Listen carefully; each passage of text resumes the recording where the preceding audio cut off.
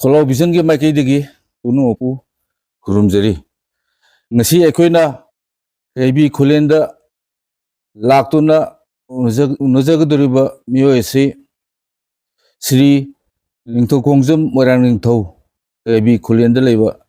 ꯆꯍꯤ ꯃꯁꯥꯒꯤ ꯆꯍꯤ 36 ꯁꯨꯔꯕ ꯄꯥꯔꯇꯤꯒꯤ ꯄꯥꯔꯇꯤ ꯑꯁꯤ ꯍꯧꯗꯣꯔꯛꯄꯗ ꯑꯗꯨꯝ ꯌꯥꯎꯕꯤꯔꯛꯄ ꯀꯣꯝꯔꯦꯗ ꯑꯃꯅꯤ ꯀꯣꯝꯔꯦꯗ ꯑꯁꯤ ꯎꯅꯖꯗꯨꯅ ꯀꯣꯝꯔꯦꯗꯀꯤ ꯃꯐꯝꯗꯒꯤ ꯃꯇꯝ ꯑꯗꯨꯗ ꯑꯉꯥꯡ ꯑꯣꯏꯔꯤꯉꯩꯗ ꯖꯅꯅꯦꯇꯥ ꯏꯔꯥꯕꯣꯠꯀ ꯎꯅꯍꯧꯕ ꯃꯍꯥꯛꯀ ꯂꯣꯏꯅꯍꯧꯕ ꯑꯗꯨꯒ ꯃꯍꯥꯛꯅ ꯑꯟꯗꯔꯒ꯭ꯔꯥꯎꯟ ꯇꯥꯔꯕ ꯃꯇꯨꯡꯗ ꯀꯣꯝꯔꯦꯗꯅ ꯊꯦꯡꯅꯕꯤꯈꯤꯕ ꯄꯨꯝꯅꯃꯛ ꯋꯥꯔꯤꯗꯨ ꯑꯩꯈꯣꯏꯅ ꯋꯥꯍꯪꯗꯣ ꯍꯪꯖꯔꯒ ꯑꯩꯈꯣꯏꯅ ꯃꯤꯌꯥꯝꯗ ꯄꯥꯎꯗꯝꯖꯒꯗꯧꯔꯤꯕꯅꯤ ꯑꯍꯥꯟꯕ ꯃꯛꯇꯗ ꯄꯥꯕꯨꯡ ꯈꯨꯔꯨꯝꯖꯩ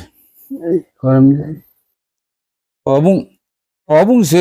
ꯀꯗꯥꯏꯗ ꯄꯣꯛꯄ ꯀꯃꯥꯏꯅ ꯍꯧꯔꯛꯏ ꯑꯗꯨꯒꯤ ꯋꯥꯔꯤ ꯃꯇꯦꯛ ꯑꯃꯇꯪ ꯊꯝꯕꯤꯌꯨ ꯍꯥꯟꯅ ꯑꯩꯁꯦ ꯍꯧꯖꯤꯛ ꯂꯩꯖꯔꯤꯕ ꯑꯁꯤꯗ ꯄꯣꯛꯆꯩ ꯑꯩꯒꯤ ꯑꯄꯣꯛꯄꯤ ꯍꯥꯏꯕ ꯌꯥꯒꯗ꯭ꯔꯥ ꯍꯥꯏꯕꯤꯌꯨ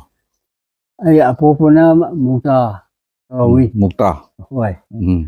ꯑꯄꯣꯛꯄꯤꯅ ꯑꯍꯟꯕꯤ ꯀꯧꯏ ꯑꯗꯒꯤ ꯏꯃꯥꯒꯤ ꯃꯄꯥꯝꯒꯤ ꯌꯨꯝꯅꯥꯛꯅ ꯋꯥꯡꯈꯩꯃꯌꯨꯝꯅꯤ ꯀꯔꯤ ꯂꯝꯗꯒꯤ ꯋꯥꯡꯈꯩꯃꯌꯨꯝ ꯋꯥꯡꯈꯩ ꯂꯩꯀꯥꯏ ꯍꯥꯏꯔꯤꯁꯦ ꯕꯥꯃꯣꯟ ꯂꯩꯀꯥꯏꯒꯤ ꯁꯨꯃꯥꯏꯅ ꯂꯩꯃꯤꯟꯅꯕ ꯋꯥꯡꯈꯩ ꯂꯩꯀꯥꯏ ꯑꯅꯤ ꯅꯤꯡꯉꯣꯜꯅꯤ ꯑꯗꯨ ꯀꯔꯤ ꯁꯤꯟꯐꯝ ꯇꯧꯕꯤꯔꯤꯕ ꯄꯥꯕꯨꯡꯁꯦ ꯑꯩꯗꯤ ꯄꯥꯕꯨꯡ ꯍꯥꯏꯗꯤ ꯑꯄꯣꯛꯄꯁꯦ ꯏꯄꯥ ꯏꯕꯨꯡꯉꯣꯁꯦ ꯑꯩꯈꯣꯏ ꯁꯤꯗꯤ ꯂꯧꯎ ꯁꯤꯡꯎꯕ ꯑꯗꯨꯗꯅꯤ ꯑꯇꯩ ꯇꯧꯗꯦ ꯏꯃꯥꯅ ꯌꯨꯝꯒꯤ ꯊꯕꯛ ꯏꯪꯈꯥꯡ ꯍꯣꯏ ꯊꯕꯛ ꯏꯪꯈꯥꯡ ꯐꯤꯔꯣꯜ ꯁꯥꯕ ꯑꯗꯨꯕꯨ ꯂꯥꯏꯕꯛ ꯊꯤꯗꯅ ꯏꯆꯦ ꯑꯃꯒ ꯑꯩꯒ ꯏꯅꯥꯎ ꯑꯃꯒ ꯍꯨꯟꯇꯣꯛꯑꯝꯃꯒ ꯑꯄꯣꯛꯄꯤꯅ ꯍꯥꯟꯅ ꯂꯩꯁꯤꯗꯤ ꯖꯄꯥꯟ ꯂꯥꯟꯒ ꯇꯧꯗ꯭ꯔꯤꯉꯩꯗ ꯑꯗꯣ ꯍꯣꯏ ꯃꯇꯝꯗ ꯑꯣꯏꯔꯝꯕ ꯂꯝꯕꯤ ꯊꯣꯡ ꯐꯤꯕꯝ ꯑꯗꯒꯤ ꯁꯃꯥꯖꯒꯤ ꯑꯣꯏꯔꯤꯕ ꯁ꯭ꯀꯨꯜ ꯐꯤꯕꯝ ꯂꯩꯗꯅ ꯑꯗꯨ ꯃꯇꯦꯛ ꯑꯃꯇꯪ ꯂꯤꯕꯤꯌꯨ ꯃꯗꯨ ꯑꯩꯈꯣꯏ ꯂꯝꯁꯦ ꯆꯨꯔꯥꯆꯥꯟꯅ ꯄꯥꯟꯕ ꯅꯤꯡꯊꯧꯗ ꯕ꯭ꯔꯤꯇꯤꯁꯀꯤ ꯃꯈꯥꯗ ꯑꯣꯏꯔꯝꯃꯦ ꯂꯝꯕꯤ ꯊꯣꯡ ꯑꯁꯤ ꯑꯃꯠꯇ ꯁꯦꯝꯕꯤꯕ ꯅꯠꯇꯦ ꯀꯌꯥꯠ ꯐꯥꯎꯗꯤ ꯄꯥꯇꯥ ꯇꯥꯕꯒꯤ ꯃꯦꯞ ꯌꯦꯛꯄ ꯃꯇꯝꯗ ꯂꯝꯕꯤꯒꯤ ꯄꯔꯦꯡꯗꯣ ꯊꯝꯕꯤꯔꯝꯕ ꯑꯁꯤꯗꯅꯤ ꯂꯧ ꯍꯤꯡꯒꯣꯜ ꯄꯥꯇꯥ ꯇꯧꯗꯅ ꯇꯧꯈ꯭ꯔꯤꯁꯤꯗꯤ ꯁꯥꯍꯦꯕꯅ ꯄꯥꯜꯀꯥꯟꯗ ꯑꯣꯏꯔꯦꯅ ꯂꯧꯔꯦ ꯑꯇꯩ ꯃꯇꯝꯗꯗꯤ ꯇꯧꯗꯕ ꯂꯩꯄꯥꯛꯅꯤ ꯊꯥꯒꯠꯆꯔꯤ ꯄꯥꯕꯨꯡꯅ ꯑꯉꯥꯡ ꯑꯣꯏꯔꯤꯉꯩꯒꯤ ꯄꯨꯟꯁꯤ ꯑꯃꯁꯨꯡ ꯃꯇꯝ ꯑꯗꯨꯗ ꯂꯩꯔꯝꯕ ꯁꯣꯁꯤꯌꯦꯜ ꯀꯟꯗꯤꯁꯟꯁꯤꯡ ꯃꯆꯥ ꯈꯥꯏꯅ ꯊꯝꯕꯤꯕꯒꯤꯗꯃꯛ ꯃꯊꯪ ꯑꯁꯤꯗꯤ ꯄꯥꯕꯨꯡꯗꯒꯤ ꯈꯪꯖꯅꯤꯡꯕꯁꯤ ꯑꯩꯈꯣꯏꯒꯤ ꯃꯥꯂꯦꯝꯒꯤ ꯑꯅꯤꯁꯨꯕ ꯂꯥꯟꯖꯥꯎ ꯍꯥꯏꯗꯨꯅ ꯌꯥꯝꯅ ꯀꯤꯅꯈꯤꯕ ꯑꯗꯨꯒ ꯃꯅꯤꯄꯨꯔꯗꯅ ꯖꯄꯥꯟ ꯂꯥꯟ ꯍꯥꯏꯅ ꯈꯪꯅꯕ ꯑꯗꯨꯒꯤ ꯃꯇꯥꯡꯗ ꯋꯥꯔꯤ ꯈꯔꯗꯪ ꯂꯤꯕꯤꯔꯕꯗꯤ ꯌꯥꯝ ꯅꯨꯡꯉꯥꯏꯖꯒꯅꯤ ꯄꯥꯕꯨꯡ ꯃꯁꯤꯗ ꯖꯄꯥꯟ ꯌꯧꯁꯤꯜꯂꯛꯄꯁꯤ ꯑꯁꯣꯝꯗ ꯈꯥꯃꯦꯟꯂꯣꯛ ꯑꯁꯣꯝꯗꯒꯤ ꯂꯥꯛꯑꯒ ꯑꯁꯤꯗ ꯄꯨꯔꯨꯝ ꯍꯥꯏꯗꯅ ꯈꯨꯂꯦꯟ ꯍꯥꯏꯅ ꯁꯤꯗ ꯂꯩꯌꯦ ꯎꯌꯣꯡꯄꯣꯛꯀꯤ ꯃꯅꯤꯡ ꯇꯧꯔ ꯋꯥꯡꯃ ꯑꯦꯔꯤ ꯑꯗꯩ ꯀꯥꯈꯠꯂꯒ ꯁꯤ ꯆꯤꯡꯌꯥꯡꯁꯤꯗ ꯀꯦꯝ ꯁꯥꯕꯁꯤ ꯖꯄꯥꯟꯅ ꯍꯥꯜꯂꯤ ꯃꯗꯨꯗꯒꯤ ꯁꯔꯀꯥꯔꯅ ꯀꯣꯏꯅ ꯇꯧꯕ ꯌꯥꯕ ꯇꯧꯗꯨꯅ ꯆꯪꯁꯤꯟꯐꯝ ꯑꯗꯒꯤ ꯃꯊꯛꯇ ꯃꯇꯝꯗꯨꯗ ꯑꯦꯔꯣꯗ꯭ꯔꯣꯝꯁꯤ ꯌꯥꯝ ꯅꯛꯑꯦ ꯑꯁꯤꯒꯤ ꯀꯪꯂꯥ ꯁꯪꯒꯣꯝ ꯁꯪ ꯑꯁ꯭ꯋꯥꯏꯗ ꯀꯪꯂꯥ ꯁꯪꯒꯣꯝꯁꯨ ꯑꯁ꯭ꯋꯥꯏꯗ ꯑꯣꯏ ꯀꯣꯏꯔꯦꯡꯒꯩꯅ ꯍꯥꯜꯂꯤ ꯑꯁꯤꯗ ꯄꯥꯏꯈꯠꯂꯒ ꯐꯥꯏꯗꯔ ꯁꯤ 12ꯒ ꯑꯋꯥꯡ ꯑꯣꯔ ꯊꯥꯗꯩ ꯑꯗꯨꯅ ꯑꯇꯩ ꯃꯇꯝꯗꯅ ꯁꯨꯛ ꯌꯧꯕ ꯃꯔꯨ กับโซโกก็ไม่มาคุ้มดูใช้เก่งที่คุชูจะอับยันไม่ใหญ่มาโดนแค่คุยไม่ก็แต่นูชูไม่ต้องเสียงที่ชูไม่ได้นี่บ่มาโซนะที่ไม่ใหญ่ตัวมันสุดาไม่ไปไม่ต้องมาเอาไปสิไม่ตัวก็ไม่ตัวใช่ไหมตั้งตัวก็อันนี้ตาเลยดูพวกใครโซนะมันชัวร์ทำไมตัววิ่งไปเร่งไปนี่อันนี้นะส่วนจะ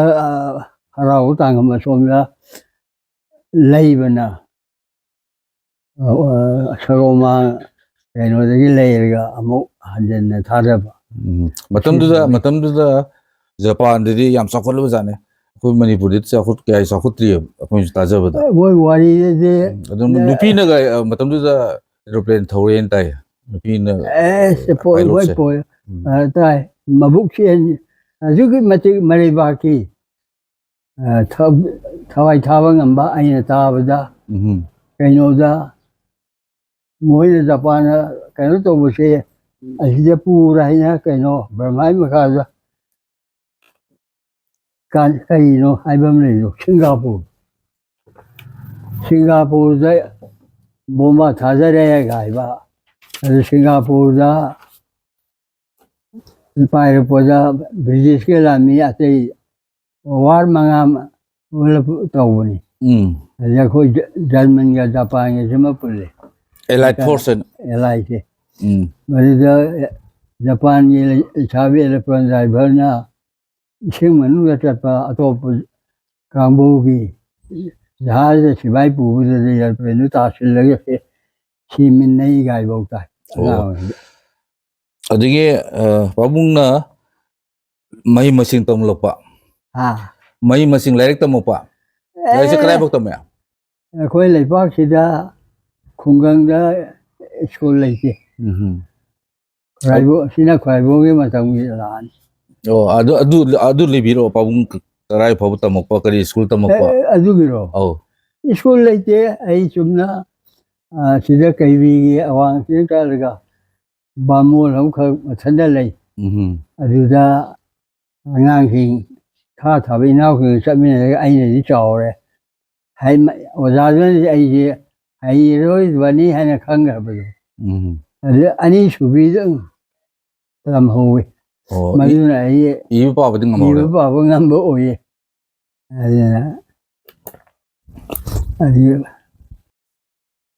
pabung na Japan lan gi thengna budu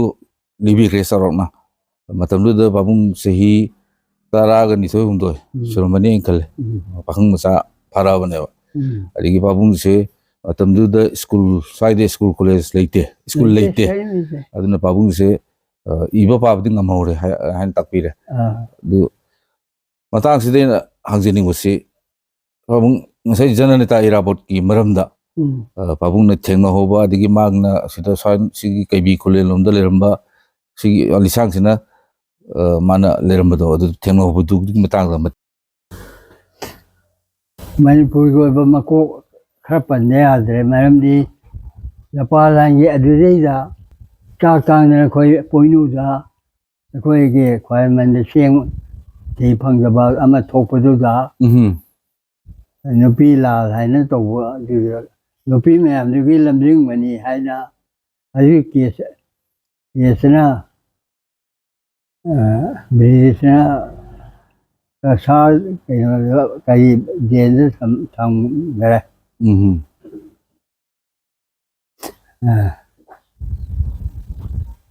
sile gel da cái kia nó bị riêng tang bị mà làm đồ mai dân bên này đó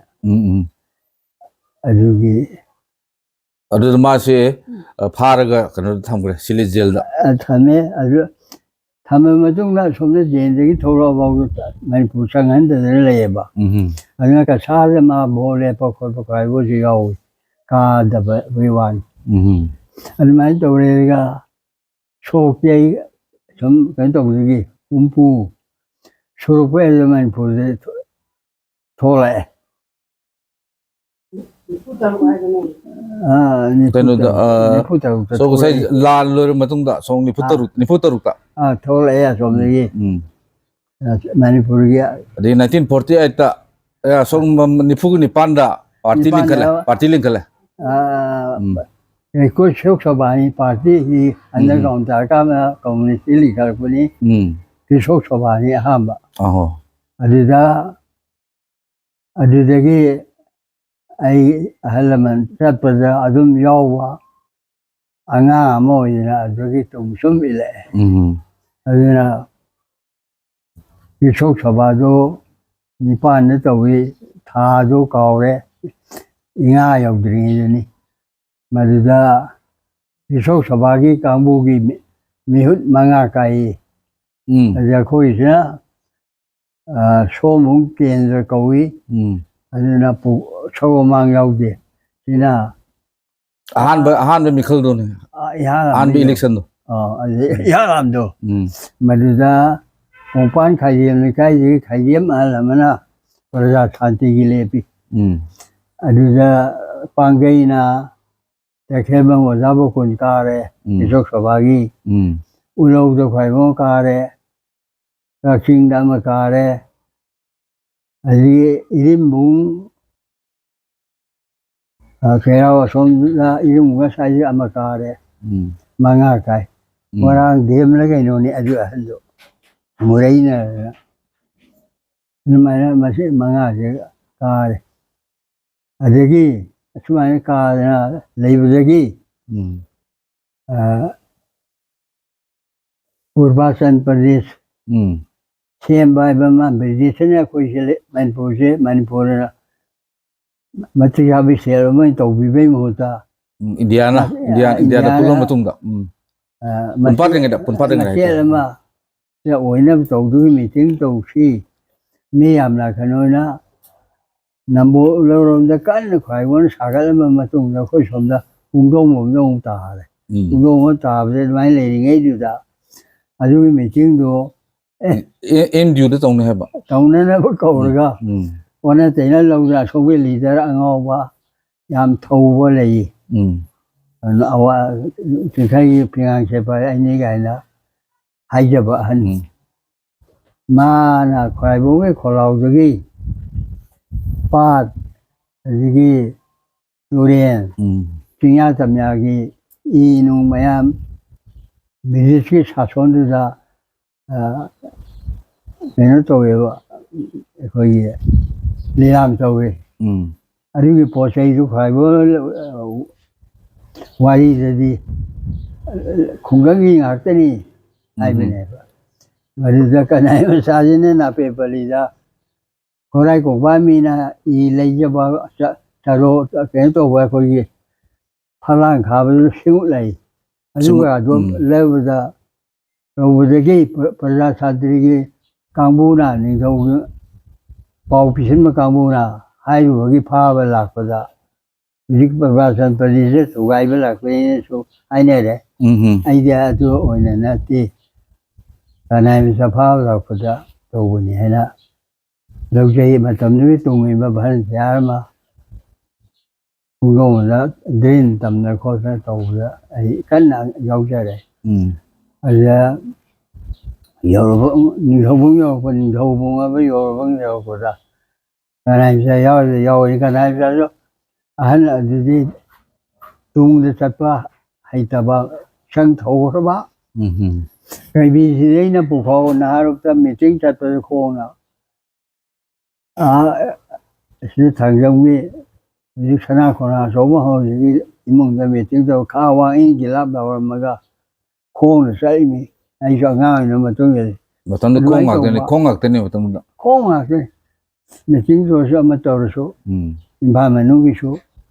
买到的啦，俺也是的，我说我们养开嘛，他们罗那apa apa什么弄，apa ni na罗大不是。也不能的，也不能等你快过的。Jadi orang betul sih hang jining bose. Saya ira bose, saya orang ni bari paling tu dah. Saya ini dia tu meeting nama kau dah. Sida undung benda, kenapa sih kerja kau? Adi maka dia under kon lak ter kamai tu. Adi dia kau lot saya ni tu lagi. Ama warin lak tu kerja. 老手这么啥呢？过年你老手的， 哦， 你对这个马的阿的也是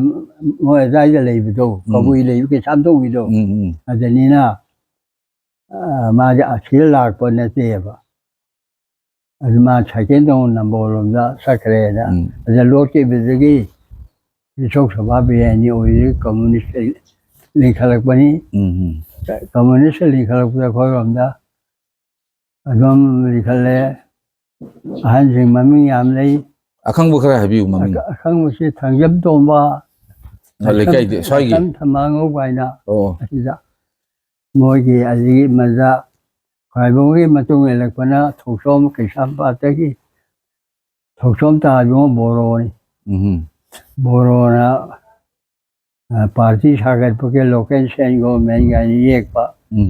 कोई ओहन मेलो Sina chen, sina local, sina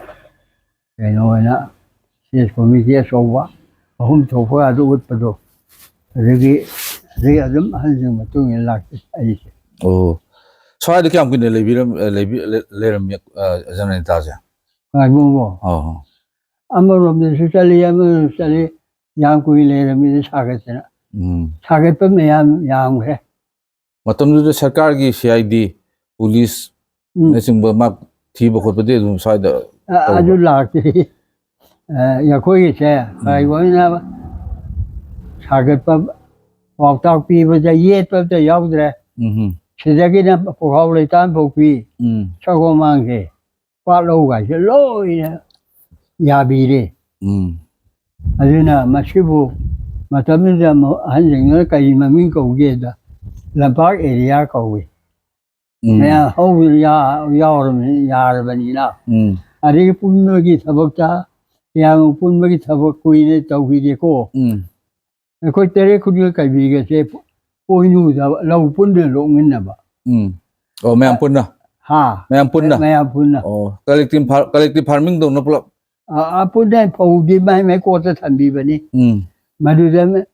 इसे तो हन कोई दिन नौरो ने हम अहिंग तुम दे मधुगी अदुगे लौना ना ये यू अदुगे ना खाओ अदे चालू अन सिन मद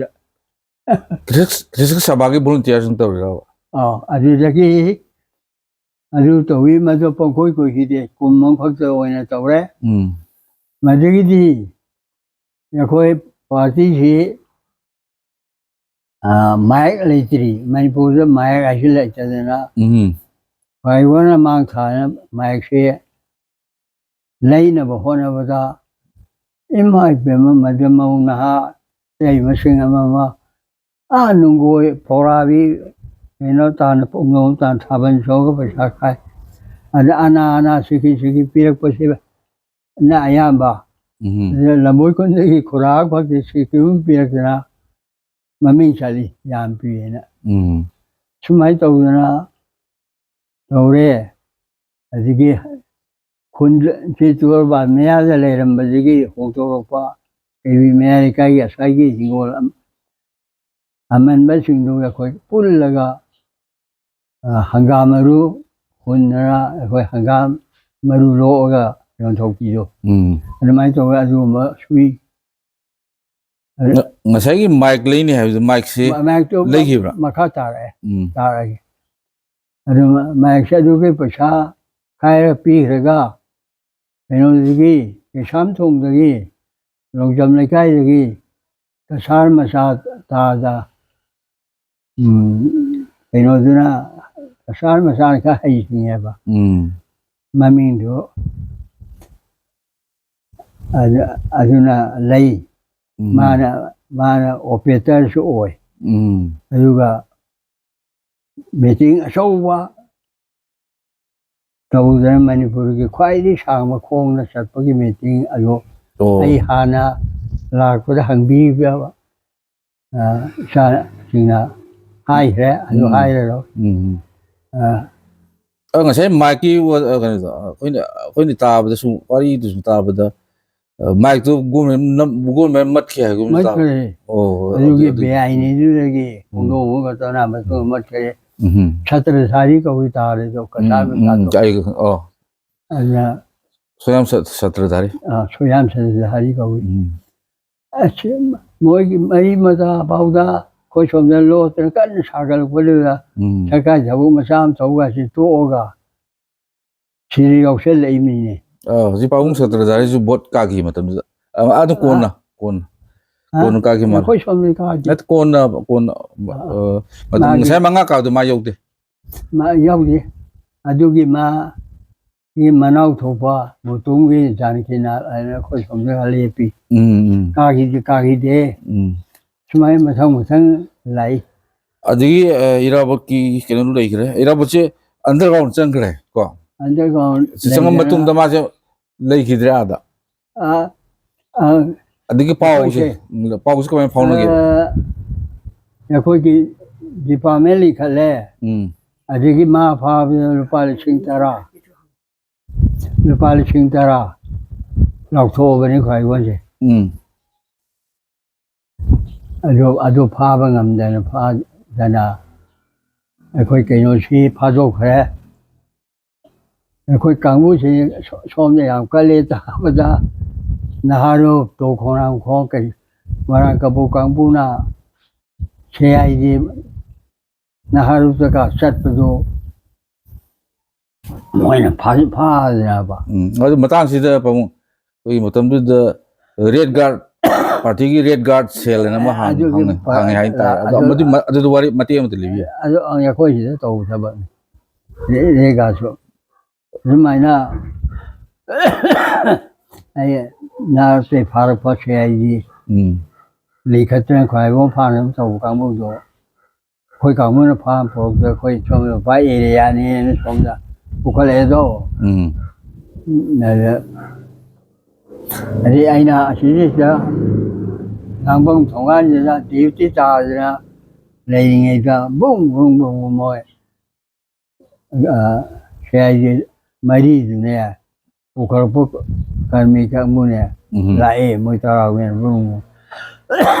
이게 걔네가 거기 브랜치 오피 지난번에 장염 달고도 부셔서 가나래 뭐 머리 마루 파자잖아 애비야 와라까이 좀다 부칼레 마루 용판다 아니 부칼레가 사카 비자래가 농시가 뭐 신금 마사지 하나그 고라마기 파지요 봐 이문들 참마가 농아래가 돌아와마다 뭐시 조용히 정말하면 적서셔야 이 담매 마도 마이나 저링에다 시바이가 이라 그나 거의 아우 원파워야 뭐 하냐 버럭한게 어디 파글래? 아 거의 이하면 조금 아마 파에 가이 본 콘시여기 아니게 가서가 아버전 내 만에는 다 잡으면 거의 빠 가서 파오 비바 아주 뭐소 이제 가리들은 파더라 어와는 부가 그래 여기 좀 자기가 뭐이나 강모 왔거든요 간모 오냐기 뭐야 보름 잘 보름 방안 답이게 내려보 옵니다 지바이가리 가면에 또 원강을 내비 ingayda 저희가 내주셔야지도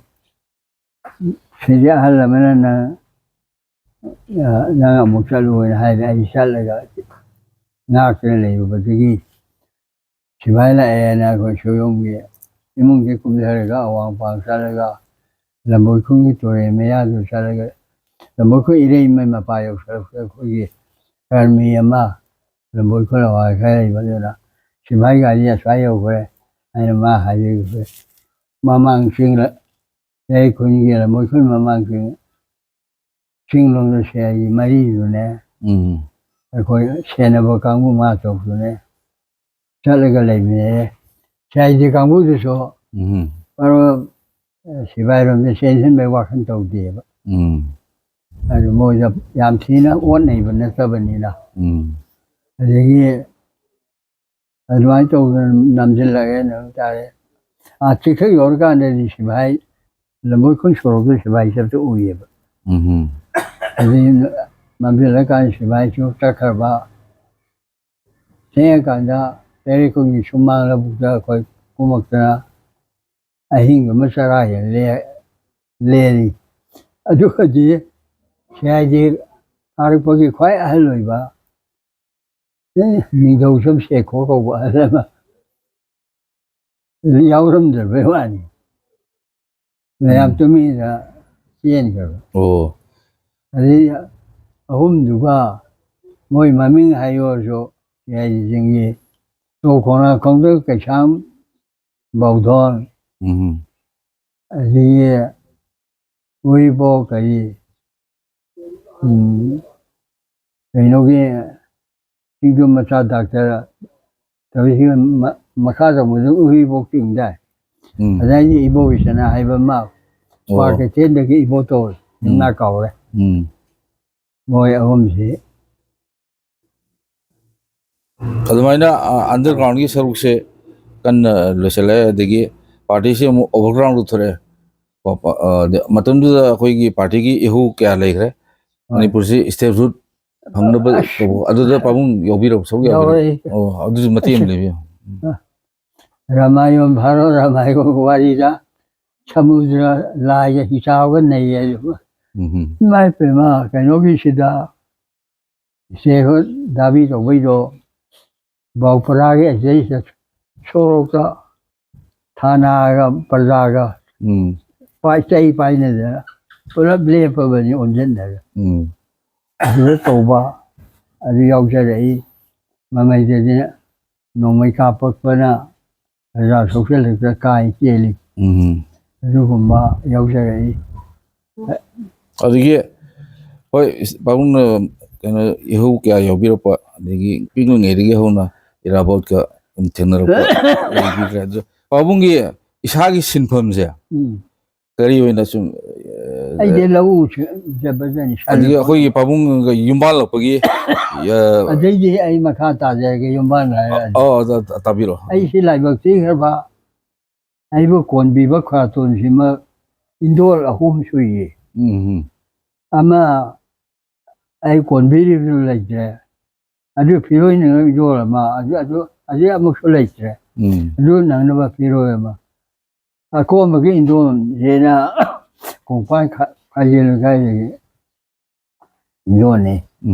ꯃꯥꯏ ꯃꯇꯝꯗ ꯑꯩ ꯄꯥꯈꯪ ꯃꯆꯥ ꯐꯥꯗꯅ ꯏꯟꯗꯣꯔꯁꯤꯅ ꯄꯥꯎꯊꯪꯅꯔꯦ ꯀꯝꯃꯨꯅꯤꯁ ꯆꯥꯛꯊꯥꯛꯄ ꯍꯥꯏꯅ ꯃꯤꯔꯣꯠꯁꯤꯡ ꯑꯃꯁꯦ ꯑꯗꯨꯝ ꯊꯥꯛꯑꯦꯗꯣ ꯑꯗꯨ ꯃꯤ ꯂꯥꯛꯑꯒ ꯍꯥꯏꯐꯦꯠ ꯂꯩ ꯌꯥꯅꯕ ꯋꯥ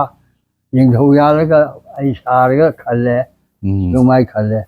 ꯑꯩꯗꯤ ꯉꯥꯏꯍꯥꯛ ꯊꯨꯞꯇꯅ ꯂꯩ ꯌꯥꯅꯕ ꯑꯗꯨ ꯑꯩ ꯁꯦꯜꯂꯤꯕ ꯏꯃꯨꯡꯒꯤꯗ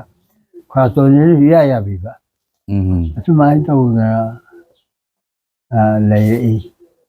ꯃꯗꯩꯗꯤ ꯑꯗꯨꯗꯒꯤ ꯑꯩꯁꯨ ꯑꯩ ꯋꯥꯈꯜ ꯑꯃ ꯄꯨꯔꯛꯑꯦ ꯑꯩ ꯕꯔꯃꯥ ꯆꯠꯂꯦ ꯈꯟꯕꯤꯗꯦ ꯑꯣ ꯉꯁꯥꯏ ꯕꯔꯃꯥ ꯆꯠꯄꯗꯨꯗ ꯑꯗꯒꯤ ꯌꯥꯎꯍꯧꯗ꯭ꯔꯦ ꯀꯩꯅꯣꯗ ꯀꯋꯣꯔꯧꯗ ꯇ꯭ꯔꯦꯅꯤꯡ ꯇꯧꯕꯗꯁꯨ ꯈꯟꯕꯤꯗꯦ ꯃꯗꯨ ꯀꯩꯒꯤꯅꯣ ꯍꯥꯏꯗ ꯔꯥꯖ ꯕꯣꯔꯣꯅ ꯃꯣꯏꯔꯥꯡꯊꯦꯝꯒꯤ ꯖꯤꯂꯥ ꯃꯊꯛꯇ ꯈꯟꯕꯗ ꯑꯩꯗꯤ ꯂꯥꯏꯕꯛ ꯊꯤꯔꯛꯄꯒꯤ ꯋꯥꯔꯤꯔꯣꯝꯗꯁꯨ ꯇꯧꯔꯕ ꯑꯀꯜ ꯑꯊꯧ ꯑꯗꯨꯒꯨꯝꯕꯩꯗꯤ ꯆꯪꯗꯧꯅ ꯍꯥꯏꯗ꯭ꯔꯕꯗꯤ ꯑꯗꯨꯅ ꯅꯝꯕꯔ 15ꯗ ꯐꯪꯉꯛꯄ ꯑꯣ ꯏꯟꯇꯔꯚꯤꯌꯨ ꯂꯧꯕ ꯃꯇꯝꯗ ꯂꯧꯏ ꯂꯥꯏꯃ ꯕꯣꯔꯣꯅ ꯑꯗꯒꯤ ꯏꯃꯥꯟꯅꯕꯗꯤ 50 ꯐꯪꯕ ꯌꯥꯎꯔꯦ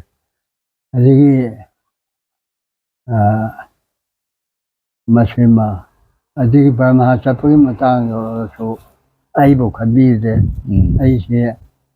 ꯑꯣꯔꯒꯦꯅꯥꯏꯖꯦꯁꯟꯒꯤ ꯆꯤꯊꯤ ꯊꯨꯡꯐꯝ ꯑꯣꯏꯗꯅ ꯑꯣꯔꯒꯦꯅꯥꯏꯖꯦꯁꯟꯗ ꯑꯗꯨꯝ ꯊꯝꯕꯤꯔꯦ ꯑꯗꯩ ꯂꯣꯀꯦꯜ ꯃꯦꯝꯕꯔ ꯐꯥꯎꯗꯤ ꯑꯣꯏꯔꯛꯑꯦ ꯑꯩꯁꯨ ꯁꯦꯀ꯭ꯔꯦꯇꯔꯤ ꯑꯣꯏꯗ꯭ꯔꯁꯨ ꯑꯗꯒꯤ ꯑꯩꯅ ꯄꯥꯔꯇꯤꯗ ꯌꯨꯝ ꯄꯥꯜꯂꯤꯀꯩ ꯈꯜꯂꯛꯇꯅ ꯁꯨꯇꯤ ꯅꯤꯔꯦ ꯑꯗꯨꯃꯥꯏꯅ ꯅꯤꯔꯒ ꯑꯩ ꯂꯅꯥꯏ ꯌꯨꯝ ꯄꯥꯟꯕꯁꯦ ꯏꯃꯥꯁꯤ ꯀꯔꯤ ꯂꯝꯗꯒꯤꯅꯣ ꯃꯤꯡꯗꯨ ꯀꯔꯤ ꯀꯣꯡꯄꯥꯟ ꯆꯤꯡꯉꯥꯡ ꯂꯩꯀꯥꯏꯅ ꯂꯝꯂꯣꯡꯒꯤ ꯃꯃꯥꯡꯗꯣ ꯑꯗꯨꯗꯒꯤꯅꯤ ꯑꯩꯅ ꯌꯥꯑꯣꯡ ꯏꯟꯅ ꯂꯩꯖꯒꯦꯅ ꯌꯥꯔꯦ ꯍꯦꯛꯇ ꯇꯧꯖꯩꯌꯦ ꯑꯗꯨꯗ ꯑꯩꯒꯤ ꯃꯤꯡꯗꯨ ꯀꯔꯤ ꯀꯧꯋꯦ ꯏꯃꯥ ꯏꯕꯦꯝꯒꯤ ꯃꯤꯡꯁꯦ that's what Oh. why come ni on Adi pabung isa sing kya no isa isa ya mi kya sambil la ba dan pi charu ni pa mai oh anga tara si hajum laibiri ko ya leki de boga yaw ba ma pa le amale ji oh ni pa ma oh adige haji pabung gi sei si haji ma pudra manga ma pung phar ga ora tru sang ko ne ai ba ji to oh hanak to bari to hi na ko ta ta gi ado pabung na sei ma pudra na gyan ta na ko sigi munsi si da koi lebak si da sak tang bu gumba adigi laina tina patkan mi si ga dugum ga theng thaina gi wari theng na bi ra koi halak ta lockdown na kene tok dana koi corona ge laset am lai hidna si ma mang da cholera ge laset sing pu se pu laset kai theng na bi ra pauna pau di tai ayon de kan na ni mai to ma theng na gi di yam si na gi koi ka mu bau si yao ko na adigi sai gi re ga training do adigi hai bi makata bi koi ka vi ka bo ro si da adu to re ra sai ma to ta ma sin na ro na kan hai ga la ko kai bo na ya pi ro ja ni ai committee a so ara meeting de yau je de ko ga wo de ni ga to wa su mai na to wa ra asida training pi ga to wa da to balam de ge yam lai andro de ge lai to mara ga mu ge lai ta pe pali ge lai ya mi da mai po lo ya ma song gi ya yam lai tha onu kya ni mu to gi di training nami se ikoi si de adu mai na tein tori manu ni uri so ya dai da pangai da gi sa me phan khan man ni pali ma sa maram ta o ka pa la pa su ji ro ha chu to ba adu la ga koi pariyang de lai me na bana mabuk seng de na khang boy khang to boy nyambon ni tar ga khang chap cha khang chu na ta ba mi ta le ya ba adina o lai ba lai na hai je la ga mi gi training to ni ma pham da sang sa je ne mo yu o ta mi ta bu to khol la ba do adidi party su u re mo yu u re party na mi du kha ya ne pan su na pai je amani do dia ha to bo ga do na te mi na shaung na ga amam de mo ina hani ga government de ta khil lu ni oh pa ge gi juna ta khil lu ya we ra ma mo sa sa to du la ni shi kha ga bani na koi party na su chanung gi nong som go wa la mo ko ni ma ma ngi sing ma to asum ma ra hong la ga koi kang bu gi na se training lo sha ba oh adina sha na koi ji gi choi bam da gi thong ga ni mi ta ko ja koi mai ma nga na ti ke thong ga pul la ga amu thil ni ra ti ga li oh mo so pa kum de re ya ko ji pa ti ga li ado to ni to wa ne ti ko oh amu kha ga ni ni mai to de gi lo shin ji na adu gi ma re collective file lo wa yu go me na to ya ba oh ado lu pa ta wa ta wa ado khoi gi je phi sur ga tak pa ko nyai do nei ba ku da ba ma pi gi koi kha to gi oh adi pa sa ta wa pi gi ba ma to ba apart from mat ba jane na mat pa oh adi di si ma ya ama ba di pa ngan la ma su yo gum to la aga ko ya nga ni na jong ku mai yin bai wa de ni mai to ho to ra ga le ke phai lo wi ba la ni oh amna tan de go mi di marale mi di pha bang amdra ga na marale ba bi ki adu ga hek de ga de pak tang na nei ba gi wa nei ni na channel phang amdra ga hai ba marale bi de aga li si na ma ta bi da kai no se praja shanti ꯍꯥꯏꯕꯁꯤ ꯅꯤꯡꯊꯧ ꯀꯟꯕ ꯀꯥꯡꯕꯨꯅꯦꯕ ꯃꯁꯤ ꯑꯃꯨꯛ ꯍꯟꯖꯤꯟ ꯇꯥꯔꯦ ꯃꯣꯏꯒꯤ ꯁꯤꯟꯕꯣꯟꯅ ꯁꯥꯇꯤꯟ ꯌꯦꯛꯏ ꯑꯗꯒꯤ ꯑꯩꯈꯣꯏꯒꯤ ꯁꯤꯟꯕꯣꯟꯅ ꯌꯨꯝ ꯌꯦꯛꯏ ꯃꯤꯑꯣꯏꯕꯒ ꯌꯨꯝꯒ ꯃꯔꯤ ꯌꯥꯝ ꯂꯩꯅꯩꯑꯅ ꯑꯗꯒꯤ ꯁꯣꯁꯤꯌꯦꯂꯤꯁꯅ ꯎ ꯄꯥꯝꯕꯤ ꯑꯃ ꯌꯦꯛꯏ ꯑꯁꯤꯅꯤ ꯑꯗ ꯊꯦꯡꯅꯈꯤꯕ ꯄꯥꯔꯇꯤ ꯌꯥꯝꯗꯦ ꯀꯪꯒ꯭ꯔꯦꯁꯅ ꯁꯟ ꯄꯥꯕꯣ ꯀꯪꯒ꯭ꯔꯦꯁꯅ ꯁꯟ ꯄꯥꯕꯣ ꯔꯥꯏꯕꯣꯅ ꯏꯝꯐꯥꯜ ꯇꯨꯔꯦꯜ ꯃꯄꯥꯟꯗ ꯌꯨꯝ ꯏꯅ ꯀꯨꯞꯄ ꯑꯃ ꯁꯥꯕꯗ ꯂꯩꯔꯝꯃꯦꯕꯀꯣ ꯃꯇꯝꯗꯨꯗ ꯑꯗꯨꯗ ꯑꯗꯨꯗ ꯉꯥꯏꯇꯅ ꯊꯥꯎ ꯍꯥꯞꯐꯝ ꯈ꯭ꯋꯥꯏꯕꯣꯒꯤ ꯁꯛꯇꯝꯁꯨ ꯂꯩꯕꯗꯣ ꯀꯩꯅꯣꯒꯤ ꯀꯩꯅꯣꯗ ꯃꯣꯏꯔꯥꯡꯈꯣꯝꯒꯤ ꯑꯗꯨꯒꯤ ꯂꯝꯄꯥꯛꯇꯨ ꯑꯩꯈꯣꯏ ꯚꯔꯟꯇꯤꯌꯥꯔ ꯄꯔꯦꯡ ꯂꯩꯄꯥꯛꯅꯤ ꯍꯥꯏꯔꯤꯕ ꯀꯥꯡꯕꯨꯁꯤꯡ ꯑꯗꯨꯅ ꯑꯁꯣꯝꯒꯤ ꯀꯩꯁꯥꯝꯊꯣꯛ ꯀꯕꯨꯏ ꯂꯩꯕ ꯄꯔꯦꯡꯁꯤ ꯍꯥꯡꯅ ꯃꯤꯇꯤꯡ ꯇꯧꯐꯝꯅꯦꯕ ꯃꯗꯨꯅ ꯃꯤꯇꯤꯡ ꯁꯥꯡꯅ ꯇꯧꯈꯤꯕꯗꯨ ꯑꯩ ꯍꯥꯏꯈ꯭ꯔꯦ ꯑꯗꯨꯅ ꯑꯗꯨꯗꯒꯤ ꯁꯨꯝ ꯂꯣꯏꯅꯔꯛꯇꯨꯅ ꯈꯣꯡꯅ ꯉꯥꯛꯇꯅꯤ ꯄꯨꯡ ꯑꯃꯐꯥꯎꯕ ꯑꯩꯈꯣꯏ ꯈꯣꯡꯅ ꯍꯜꯂꯤꯃꯤꯅ ꯑꯍꯟꯁꯤꯡꯒꯤ ꯃꯇꯨꯡ ꯏꯟꯅ ꯈꯣꯡꯅꯗꯁꯨ ꯃꯇꯝꯗꯨꯗ ꯂꯩꯇꯦ ꯎꯄꯥꯏ ꯑꯩ ꯑꯉꯥꯡꯅꯦꯕ ꯑꯗꯣ ꯃꯣꯏꯁꯦ ꯁꯨꯝ ꯚꯔꯟꯇꯤꯌꯥꯔ ꯆꯠꯃꯤꯟ ꯈꯣꯠꯃꯤꯟꯅꯕꯗ ꯇꯤꯟꯅꯕ ꯊꯥꯡꯖꯝ ꯕꯥꯕꯨ ꯀꯩꯁꯥꯝꯄꯥꯠ ꯑꯗꯒꯤ ꯅꯣꯡꯃꯥꯏꯊꯦꯝ ꯅꯤꯔꯄꯦꯟ ꯀꯔꯤ ꯃꯣꯏꯗꯨꯅ ꯀꯩꯅꯣꯝꯃ ꯌꯥꯏꯁꯀꯨꯟ ꯑꯗꯒꯤ ꯂꯣꯡꯖꯝ ꯒ꯭ꯌꯥꯅꯤꯅ ꯀꯣꯡꯕꯒꯤ ꯀꯩꯅꯣ ꯂꯥꯏꯁ꯭ꯔꯝ ꯂꯩꯀꯥꯏꯒꯤ ꯃꯃꯥꯡ ꯀꯣꯡꯕ ꯀꯩꯊꯦꯜꯒꯤ ꯊꯣꯡꯗꯨꯒꯤ ꯑꯋꯥꯡ ꯊꯪꯕ ꯑꯗꯨꯗꯩꯅꯤ ꯃꯣꯏꯁꯦ ꯄꯥꯕꯨꯡꯒ ꯅꯍꯥ ꯑꯣꯏꯅ ꯂꯣꯏꯅꯕꯤꯔꯛꯄ ꯑꯣꯏꯃꯤꯟꯅꯕ ꯑꯗꯨꯅ ꯏꯁꯥ ꯅꯨꯡꯉꯥꯏꯔꯛꯇꯕꯁꯤ ꯂꯣꯡꯖꯝꯒꯤ ꯃꯌꯥꯝꯕꯗꯨꯗ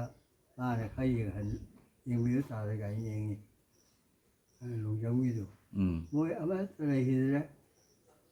ꯅꯍꯥꯔꯣꯛꯄꯤ ꯈꯪꯅꯕꯁꯤꯡꯁꯨ ꯂꯩꯈꯤꯗ꯭ꯔꯦ ꯑꯃ ꯇꯧ ꯑꯣ ꯑꯗꯨꯗ ꯏꯕꯨꯡꯉꯣꯒꯤ ꯎꯃꯪ ꯂꯥꯏꯒꯤ ꯁꯪ ꯃꯆꯥ ꯑꯃ ꯂꯩꯕꯗꯣ ꯃꯆꯤꯟꯗꯨꯗ ꯑꯗꯨꯗ ꯄꯥꯔꯇꯤꯒꯤ ꯑꯔꯤꯕ ꯑꯃ ꯇꯧꯕꯗ ꯑꯩ ꯂꯥꯛꯆꯩ ꯑꯗꯨꯁꯨ ꯑꯩ ꯌꯥꯎꯏ ꯑꯗꯒꯤ ꯀꯣꯟꯅ ꯇꯣ ꯈꯣꯡꯅꯥꯡꯈꯣꯡꯒꯤ ꯃꯌꯥꯝꯒꯤ ꯇꯥꯏꯕꯪ ꯏꯕꯣꯟꯒꯤ ꯃꯆꯥꯗ ꯑꯩꯉꯣꯟꯗ ꯄꯤꯔꯛꯄꯗꯨꯗ ꯏꯕꯣꯌꯥꯏꯃ ꯆꯪꯂꯦꯟꯗꯅꯤ ꯅꯤꯡꯁꯤꯡ ꯃꯅꯥ ꯍꯥꯏꯅ ꯀꯩꯅꯣ ꯏꯔꯥꯕꯣꯠ ꯖꯅꯅꯦꯇꯥ ꯏꯔꯥꯕꯣꯠꯀꯤ ꯅꯤꯡꯁꯤꯡ ꯃꯅꯥ ꯑꯩꯈꯣꯏꯒꯤ ꯄꯥꯔꯇꯤꯒꯤ ꯑꯍꯜ ꯑꯣꯏꯔꯤꯕꯁꯤꯡꯗ ꯄꯤꯕꯗꯣ ꯑꯗꯨꯒꯤ ꯑꯦꯋꯥꯔꯗꯁꯨ ꯄꯥꯕꯨꯡ ꯐꯪꯕꯤꯈ꯭ꯔꯕꯅꯤ ꯍꯥꯀꯨꯝ ꯅꯠꯇ꯭ꯔꯥ ꯐꯪꯉꯤ ꯌꯥꯝꯃꯤ ꯇꯥꯏꯕꯪ ꯏꯕꯣꯟ ꯃꯆꯥꯗꯨ ꯃꯁꯛ ꯐꯥꯎ ꯈꯪꯅꯗꯦ ꯑꯗꯨꯕꯨ ꯅꯤꯡꯁꯤꯡ ꯃꯅꯥ ꯍꯥꯏꯅ ꯇꯥꯏꯕꯪꯗꯨꯗꯤ MLA ꯐꯥꯎ ꯈꯨꯟꯗ꯭ꯔꯥꯛꯄꯝꯗ ꯀꯥꯈꯤꯑꯕ ꯑꯗꯒꯤ ꯖꯦꯔꯦ ꯀꯥꯈꯤ ꯀꯃꯥꯜ ꯑꯣꯏ ꯑꯗꯒꯤ ꯃꯥ ꯐꯥꯈꯤꯕꯗꯒꯤ ꯃꯊꯪꯗ ꯋꯥꯏꯈꯣꯡꯒꯤ ꯇꯥꯀꯨꯂꯔ ꯑꯣꯏ ꯁꯨꯃꯥꯏꯅ ꯇꯧꯅ ꯑꯩ ꯄꯨꯟꯁꯤꯁꯤ ꯃꯁꯤꯗ ꯈꯟꯗꯅ ꯃꯁꯤꯗ ꯇꯧꯗꯨꯅ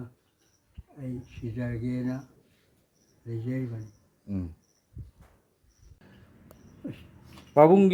ꯄꯥꯕꯨꯡꯅ ꯁꯨꯝ ꯑꯩꯈꯣꯏꯒꯤ ꯂꯩꯀꯥꯏꯁꯤꯒꯤ ꯑꯣꯏꯅ ꯁ꯭ꯀꯨꯜ ꯑꯗꯒꯤ ꯅꯍꯥꯔꯣꯟꯒꯤ ꯀ꯭ꯂꯕꯅ ꯂꯤꯡꯈꯠꯄ ꯈꯣꯠꯈꯠꯈꯤꯕꯒꯤ ꯋꯥꯔꯤ ꯃꯆꯦ ꯑꯃꯇ ꯂꯤꯕꯤꯌꯨꯅ ꯌꯥꯝꯃꯤ ꯑꯍꯥꯟꯕꯗ ꯄꯨꯝꯅꯃꯛꯁꯤ ꯇꯧꯖꯔꯤꯉꯩꯗ ꯀꯣꯑꯣꯄꯔꯦꯇꯤꯞ ꯍꯥꯏꯅ ꯈ꯭ꯋꯥꯏꯕꯨꯅ ꯏꯃꯨꯡ ꯑꯃꯒꯤ ꯍꯤꯡꯒꯣꯜꯗ ꯇꯤꯟꯅ ꯀꯨꯞꯄ ꯃꯣꯏꯅ ꯊꯥꯡꯇꯣꯛꯑꯒ ꯁꯥꯗꯅ ꯑꯃ ꯇꯧꯔꯝꯃꯤ ꯅꯨꯄꯤ ꯑꯣꯏꯕꯤ ꯃꯌꯥꯝ ꯄꯨꯜꯂꯒ ꯐꯤ ꯁꯥꯕ ꯀꯩꯗꯧꯕ ꯈꯣꯠꯄ ꯃꯗꯨꯒ ꯑꯃꯨꯛ ꯗꯥꯏꯔꯦꯛ ꯀꯩꯅꯣꯗ ꯍꯣꯡ ꯇꯧꯕ ꯀꯥꯟꯗ ꯑꯩꯁꯤ ꯄꯔꯁꯦꯟ ꯍꯥꯞꯄꯤꯗꯅ ꯑꯩ ꯄꯔꯁꯦꯟ ꯍꯥꯞꯄꯒꯤ ꯀꯩꯅꯣꯒꯥꯗꯣ ꯉꯥꯒꯥꯗꯣ ꯑꯩꯅ ꯑꯗꯨꯝ ꯂꯩꯖꯩ ꯑꯗꯨꯝ ꯑꯩ ꯀꯠꯊꯣꯛꯄꯗꯣ ꯇꯧꯏ ꯀꯌꯥꯝ ꯀꯨꯏꯔꯕꯩ ꯋꯥꯅꯣ ꯑꯍꯥꯟꯕ ꯑꯩ ꯀꯩꯕꯤ ꯍꯥꯏ ꯁ꯭ꯀꯨꯜ ꯂꯤꯡꯈꯠꯇ꯭ꯔꯤꯉꯩ ꯑꯍꯥꯟꯕꯅꯤ ꯑꯗꯒꯤ ꯈꯔ ꯂꯩꯔꯒ ꯀꯩꯕꯤ ꯍꯥꯏ ꯁ꯭ꯀꯨꯜ ꯍꯥꯏꯁꯤꯃ ꯂꯩꯈꯠꯂꯦ ꯑꯗꯒꯤ ꯑꯩꯅ ꯄ꯭ꯔꯙꯥꯟ ꯑꯃꯨꯛ ꯈ꯭ꯋꯥꯏꯕꯨꯡꯅ ꯄ꯭ꯔꯙꯥꯟꯁꯤꯅ ปัจจัยนั่นละคะแนนนะอย่าให้เมมาเสียวทั้งนี้ไอ้เสวาพังเกนนะภาษาโลกาเนี่ยไม่ได้รักกาบัน โอ้ สมตานจาเนี่ยเกณฑ์ปิกปกามีนสาวก็ต้องกากิมีมาทั้งนี้ไอ้เนี่ยกาบัน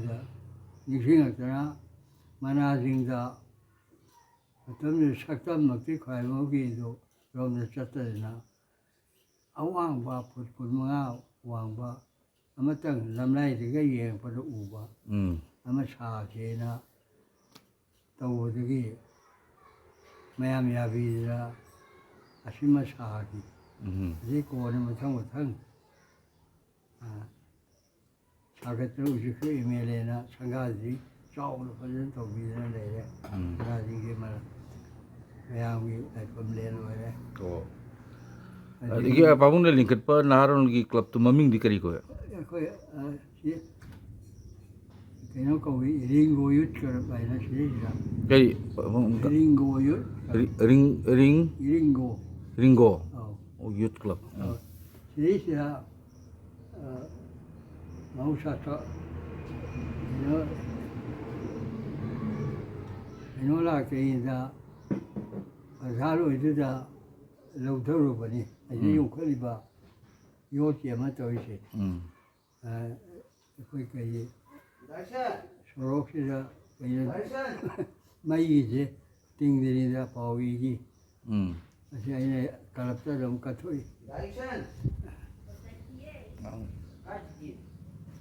อย่าอย่างงี้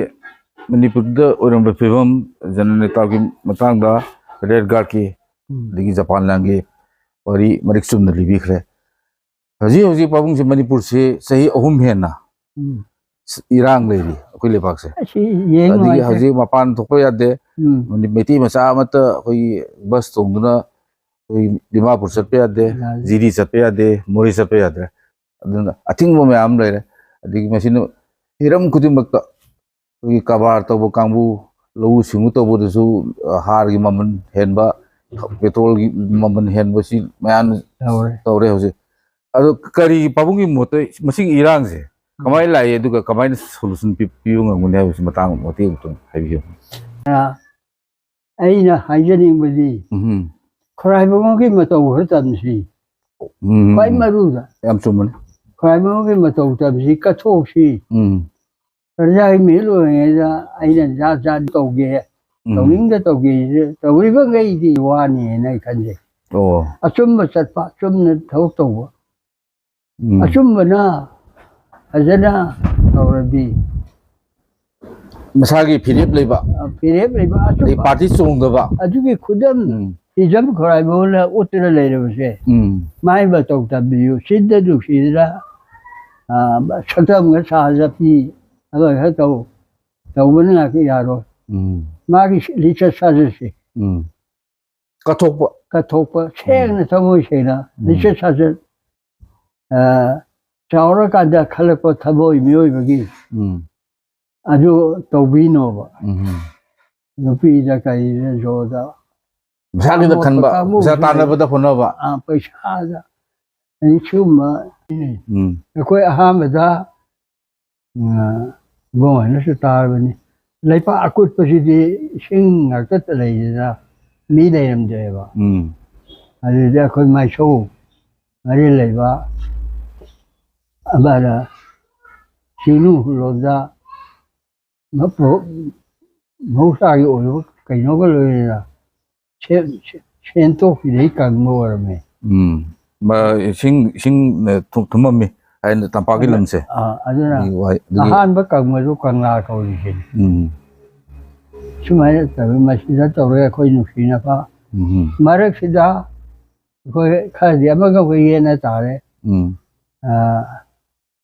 Ini cuma masih ngang mata gusana jadi syari lah. Jadi matang. Kau ini. Ya kau dah manghen ni, bapanghen ni, tahu sih.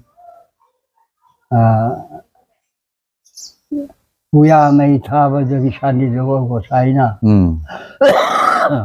mai masana ni do ni begi pamai ba pamai bhai to sarai ro mai masa Sarayomba na phải khô mấy cái mà maram thì cái lâu rồi mà ra lấy mấy em phẩm luôn pí này là cả mà số mẹ là rồi có thể phổ gì mà hay u bữa cái nó phẩm mình lên được cái càng làm mình đúng đó nhưng mà sáng thầm rồi cái hậu đâu là mỗi cái sáng này là sáng thì sáng Terus ko sa iyi wari yam leh re dun ai đây này કોઈ mang gì oh hoy magi horuk pongi magi lerak culture digi lerak la sulain mangi ba mangan ki to mà nè ấy là hai vị luôn là san rồi ôi kia ra rồi coi imun mà chân đi mai mình sang đây phi không sẽ luôn mà cầu oh cái này cái gì nó không để cô không sẽ luôn vậy na anh thì phố bây giờ gì anh thì mai biết mai giờ phải học cái nông phố hay gì là cái 처음 더 부해봐. 안개 저 보자고. 그러나 하마다 아이고 뭐 고비도 하시라 빨리제 마마게 고비제 거기에 아예 뭐고